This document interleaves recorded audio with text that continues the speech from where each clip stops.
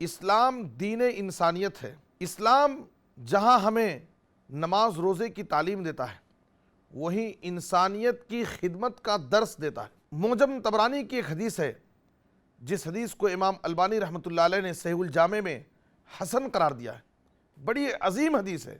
آپ صلی اللہ علیہ وسلم نے فرمایا احب الناس الی اللہ انفعہم، لوگوں میں سب سے زیادہ محبوب انسان اللہ کے نزدیک وہ ہے جو لوگوں کے لیے سب سے زیادہ نفع بخش ہو۔ وَأَحَبُّ الْأَعْمَالِ إِلَى اللَّهِ عَزَّ وَجَلَّ سُرُورٌ تُدْخِلُهُ عَلَى مُسْلِمٍ، اور اعمال میں سب سے زیادہ محبوب اور پسندیدہ اعمال وہ ہیں کہ تم کسی مسلمان کی زندگی میں خوشی لے آؤ۔ کیسے؟ اس کی کسی مصیبت اور تکلیف کو دور کر کے، اگر وہ بھوکا ہے اس کو کھانا کھلا کر کے، وہ مقروض ہے اس کے قرض کی ادائیگی کر کے۔ اس کے بعد نبی صلی اللہ علیہ وسلم نے فرمایا وَلَأَنْ أَمْشِي مَعَ أَخِي الْمُسْلِمِ فِي حَاجَةٍ أَحَبُّ إِلَيَّ مِنْ أَنْ أَعْتَكِفَ فِي الْمَسْجِدِ شَهْرًا، یعنی مسجد المدینہ۔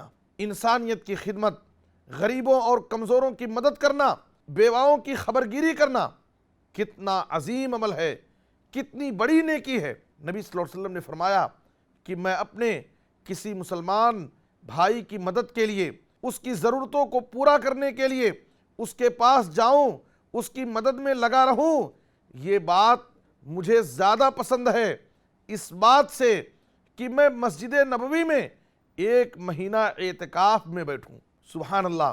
محترم ناظرین، مسجد نبوی میں 1 مہینے کی عبادت کتنا عظیم عمل ہے، کتنی بڑی عبادت ہے۔ نبی صلی اللہ علیہ وسلم فرما رہے ہیں کہ غریبوں اور کمزوروں کی مدد کرنا اور انسانیت کی خدمت کرنا یہ ایک عظیم عمل ہے۔ ہمیں نماز روزے کے ساتھ انسانیت کی خدمت کی فکر کرنی چاہیے، سماج کے غریبوں اور کمزوروں کا تعاون کرنا چاہیے، اس لیے کہ یہ بھی ایک عظیم عمل اور ایک عظیم عبادت ہے۔ یہ پہلا سبق تھا کتاب خدا کا کہ مخلوق ساری ہے کنبہ خدا کا، وہی دوست ہے خالق دوسرا کا، خلائق سے ہے جس کو رشتہ ولا کا۔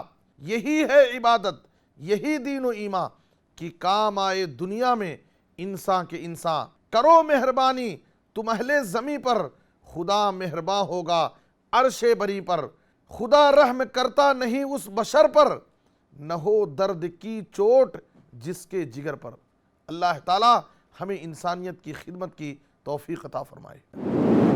مرسی ٹی وی کے مزید ویڈیوز کے لیے ہمارے چینل کو سبسکرائب کریں اور بیل آئیکن کو کلک کرنا نہ بھولیں۔ جزاک اللہ خیر۔ مرسی ٹی وی، پیغام رحمت۔